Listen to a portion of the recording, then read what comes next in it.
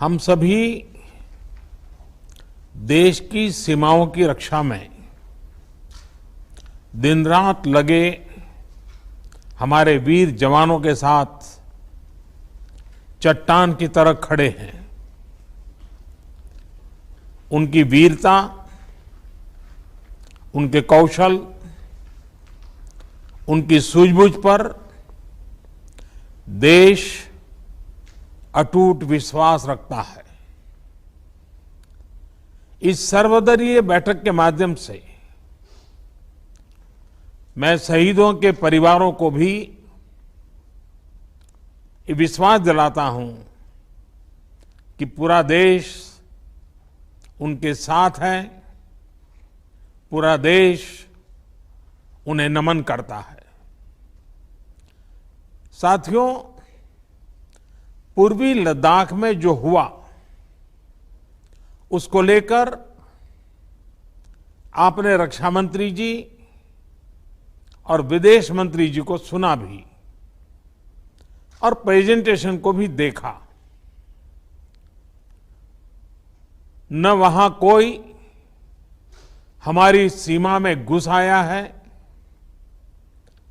न ही कोई घुसा हुआ है, न ही हमारी कोई पोस्ट किसी दूसरे के कब्जे में है। लद्दाख में हमारे 20 जाबाज शहीद हुए, लेकिन जिन्होंने भारत माता की तरफ आंख उठाकर देखा था, उन्हें वो सबक सिखा कर गए हैं। उनका ये शौर्य, ये बलिदान हमेशा हर भारतीय के मन में अमिट रहेगा। साथियों, निश्चित तौर पर चीन द्वारा एलएसी पर जो किया गया है,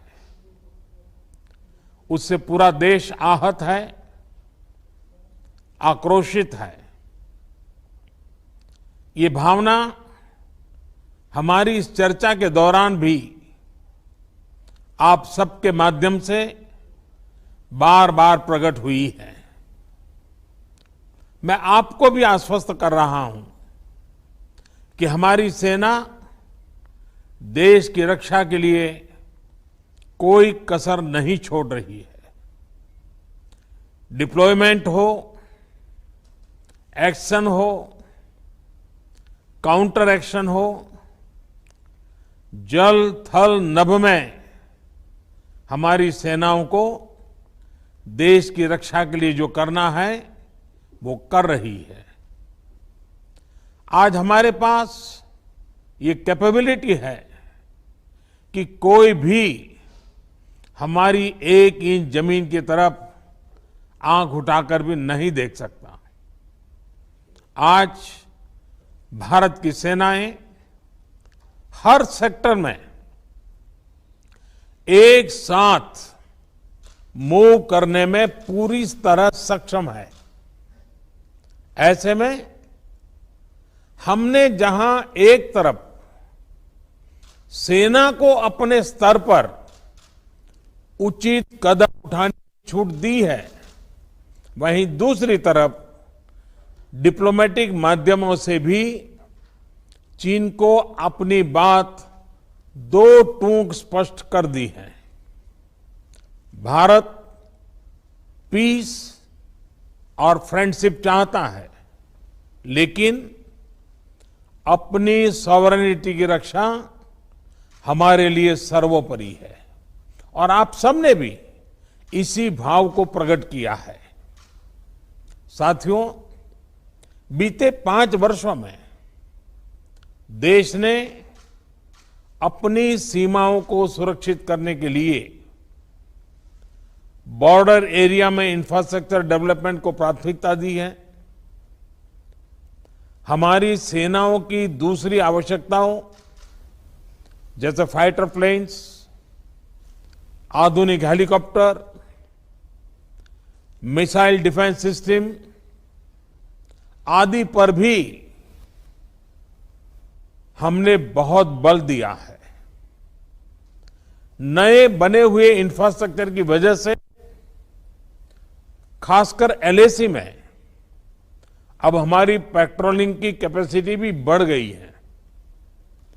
पेट्रोलिंग बढ़ने की वजह से अब सतर्कता बढ़ी है और एलएसी पर हो रही गतिविधियों के बारे में भी समय पर पता चल रहा है। जिन क्षेत्रों पर पहले बहुत नजर नहीं रहती थी, अब वहां भी हमारे जवान अच्छी तरह से मॉनिटर कर पा रहे हैं, रिस्पॉन्ड भी कर पा रहे हैं। अब तक जिनको कोई पूछता नहीं था, कोई रोकता टोकता नहीं था, अब हमारे जवान डगर डगर पर उन्हें रोकते हैं, उन्हें टोकते हैं।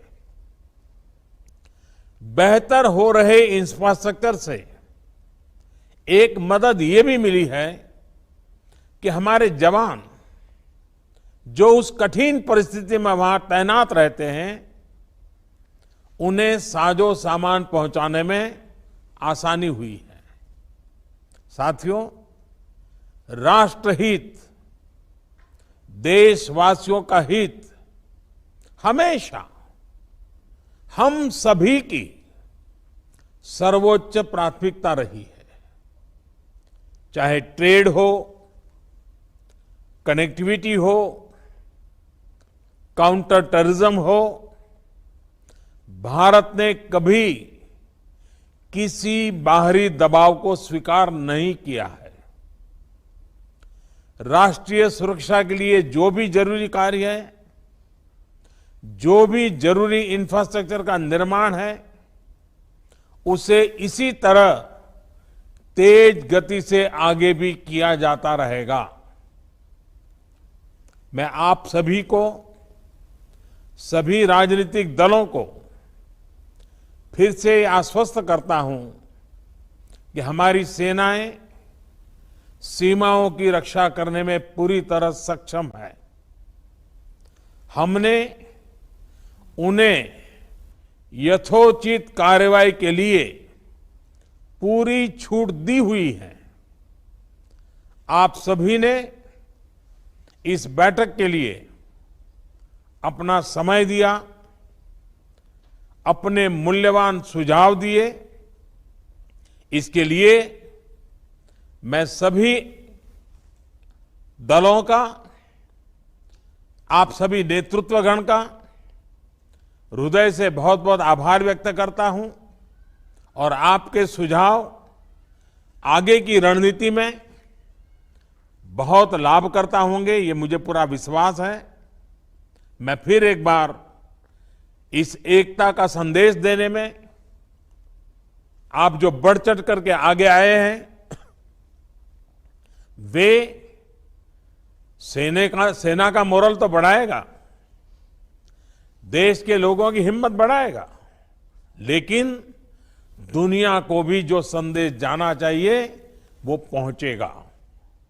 और इसलिए आज की मीटिंग में आपकी सकारात्मक भूमिका का बहुत मूल्य है, उसका बहुत ऐतिहासिक महत्व है।